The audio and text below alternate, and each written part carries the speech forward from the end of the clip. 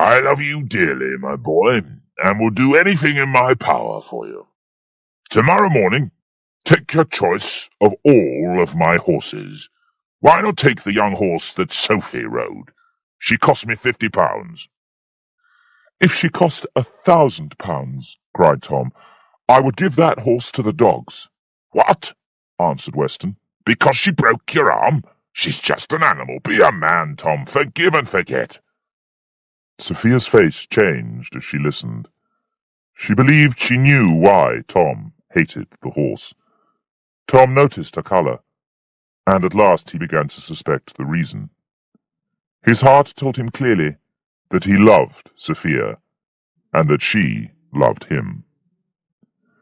Sweet and delicious feelings now filled Tom's heart, but they were mixed with bitter thoughts.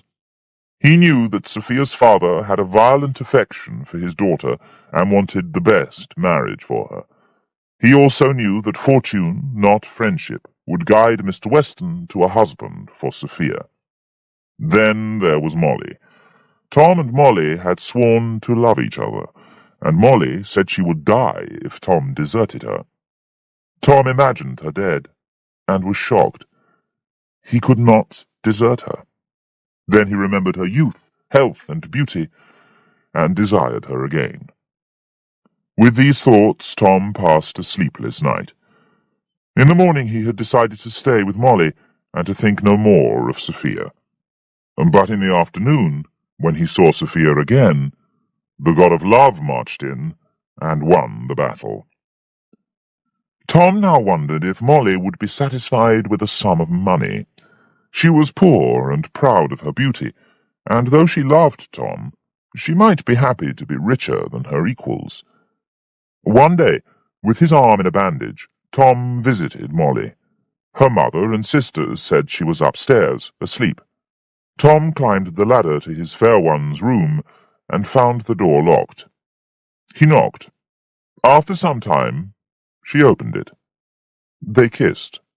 Then Tom sat Molly on the bed, and began to speak. He told her that Mr. Allworthy had forbidden him to see her again. Silence. He said that they must separate. More silence. Then he said that he would do everything he could to help her, perhaps even find her a husband. Molly was silent a little longer. Then she began to cry and shout. "Is this your love for me?" she cried. "You are false, Tom Jones, like any man." She stood up angrily and waved her arms about. Suddenly, by accident, her arm pulled down a curtain beside the bed. Behind the curtain were a few small things belonging to Molly and a man. It was Mr. Square. He was quite naked. Reader, I am sure you are as surprised as Mr. Jones. But why? Even teachers are made of flesh and blood. Mr. Square had admired Molly when he saw her fighting outside the church, and when Tom was sick, he went to visit her. It is true that Molly preferred Tom, but Mr. Square brought her presents that softened her heart. And what did Tom do? He laughed. "I promise I will never speak of this," he told Square. "Be kind to the girl, and I will never open my lips to anyone. And Molly, be true to your friend, and I will forgive you for being false to me." Then Tom climbed quickly down the ladder and left the house. One of Molly's sisters followed him. "Sir," she said, "now that you know about Mr. Square, I have something else to tell you. You were not the first man to make love to Molly. It was Will Barnes. Will is the father of Molly's bastard." The secret about Molly made Tom's heart feel light, but it was full of violent storms when he thought about Sophia. He loved her madly, and plainly saw her tender feelings for him, but her father would never accept him for her husband. Tom struggled with his love. He did not want to offend his good friend Mr. Weston, or his godfather Mr. Allworthy. The battle made him sick and sad. When Sophia came near, he became pale, and when her eyes met his, the blood rushed into his cheeks. Mr. Weston noticed nothing, but Sophia saw and understood, because she felt the same. One day the young couple met by accident in the garden. They were both surprised and felt confused. They spoke first about the beauty of the morning. Then they spoke about the beauty of the garden. Sophia's smile was so sweet and her voice so soft that Tom said wildly, "Oh, Miss Weston, can you wish me to die?" "Indeed, Mr. Jones," she answered, looking down at the ground. "I do not wish you any harm." "But what do you mean?" "What am I saying?" cried Tom. "I have said too much. I would never offend you." "You do not offend me," she said, "but you surprise me." "My heart overflows," said Tom. "I struggle with my love, and try to hide it, but it makes me ill. Soon I will die, and never trouble you again." Tom now started trembling, and Sophia felt faint. "Mr. Jones," she said weakly, "I do understand you, but for heaven's sake, help me back into the house." Tom took her arm, and together they walked unsteadily back to the house without another word. Sophia went straight to her room. For Tom, there was unwelcome news. Chapter 7. Mr. Allworthy falls ill. Mr. Allworthy was sick. This was the news that Tom received. How sick? The doctor said he was in very serious danger. Mr. Allworthy did not fear death. He now prepared himself calmly and called his family to him. Everyone was there except his sister, Mrs. Blifil, who was in London, and Tom, who rushed back from Mr. Weston's house immediately. When the family and the servants were gathered around his bed, the good man spoke, but Blifil began to cry. Taking Blifil's hand, Mr. Allworthy said, "Do not cry, my dear child. No one can escape death, and it does not matter when death comes. Life is like a party, which some leave early and some leave later. There is little difference. Now I wish to mention my will. Nephew Blifil, I leave you all my lands and property. To your mother I leave £500 a year, and the same amount to you, Mr. Jones."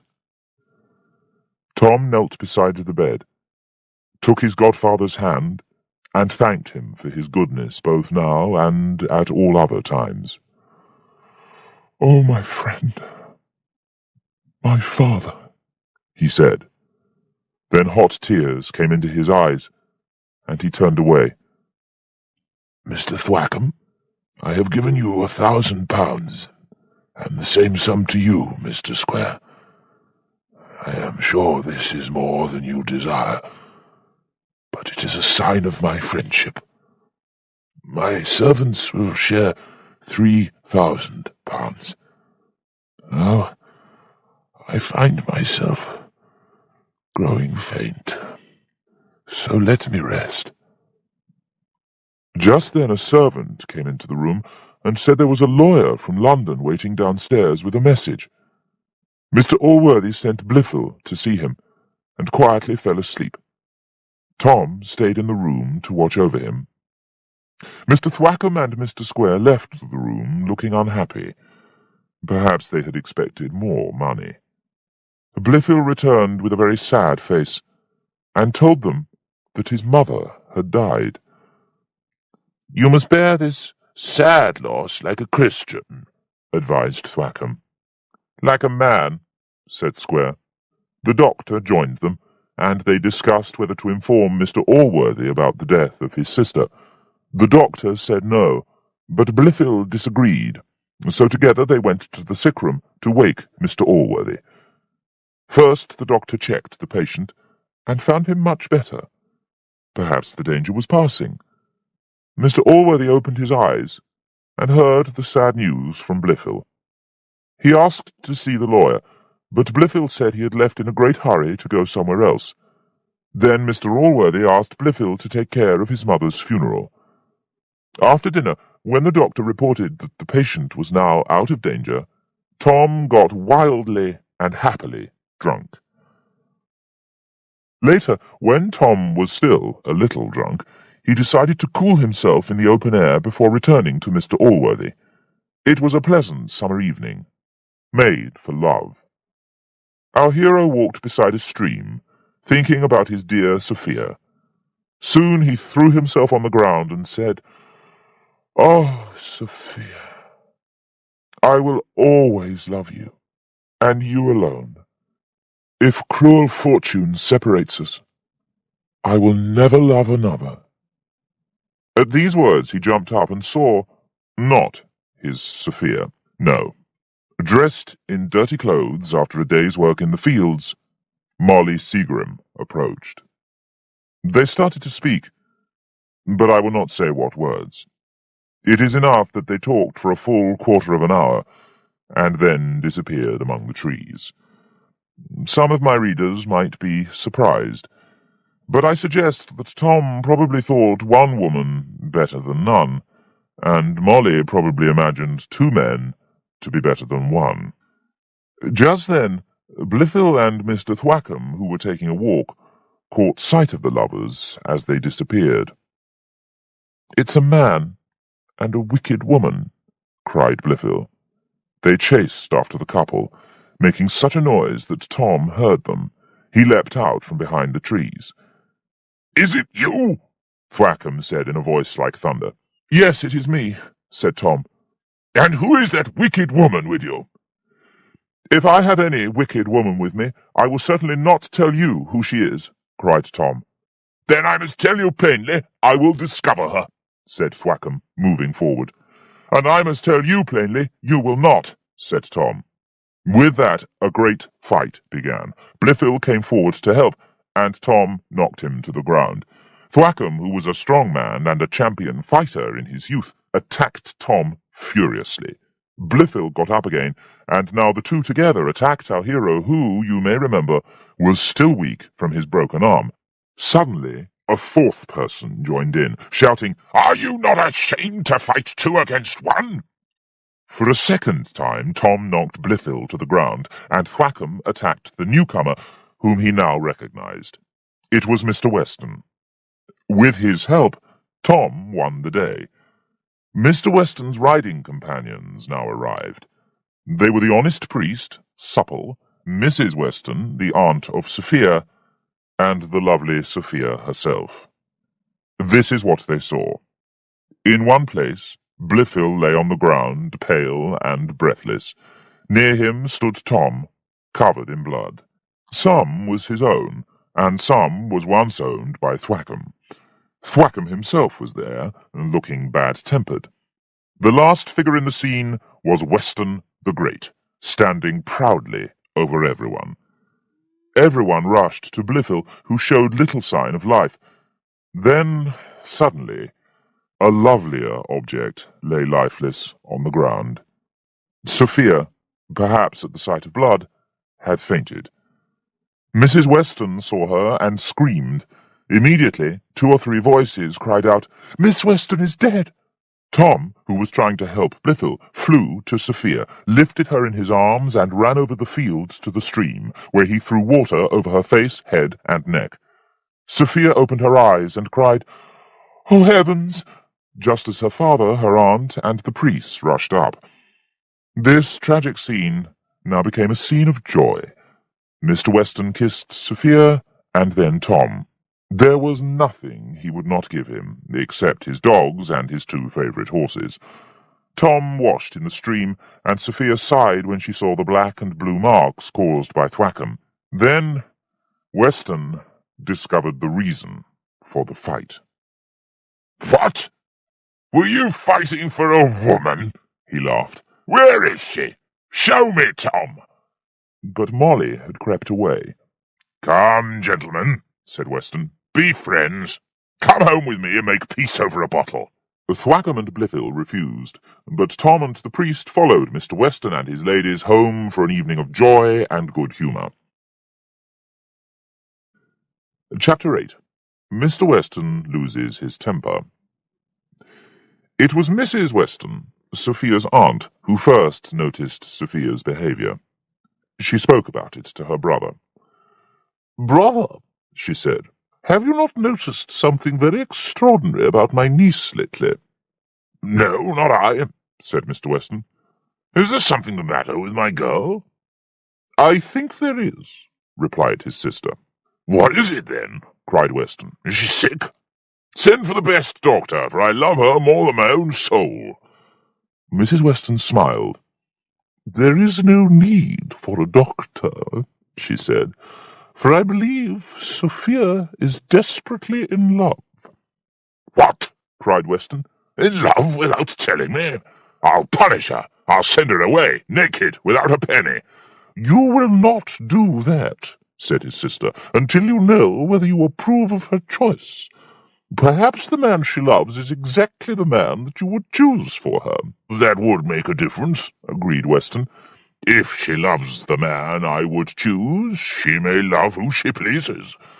"That is spoken like a sensible man," said his sister. "Now, what do you think of Mr. Blifil? Did Sophia not faint when she saw him lying breathless on the ground?" "By God," said Weston, "you're right, and I am very pleased. I knew Sophie would not fall in love to make me angry. No one will be better than Blifil, for our two properties lie side by side as if they were married, and it will be a great pity to separate them. What shall I do?" "You should propose the marriage to Mr. Allworthy." Sophia had noticed that her aunt was watching her, so when her father invited Mr. Allworthy and his family to dinner, she tried to hide her secret. She was very charming to Blifil, and paid no attention at all to poor Tom. Her aunt saw this as more evidence that Sophia loved Blifil. After dinner, Mr. Weston took Mr. Allworthy to one side and made his proposal. Mr. Allworthy said that if the young people liked each other, he would be happy to agree. This attitude surprised Mr. Weston. He said that parents were the best judges, and he expected Sophia to be obedient. Mr. Allworthy promised to discuss the matter with Blifil. When they returned home, he told Blifil about Mr. Weston's proposal. After a short silence, Blifil told his uncle that he had not thought of marriage yet, but that he was glad to do what Mr. Allworthy wanted.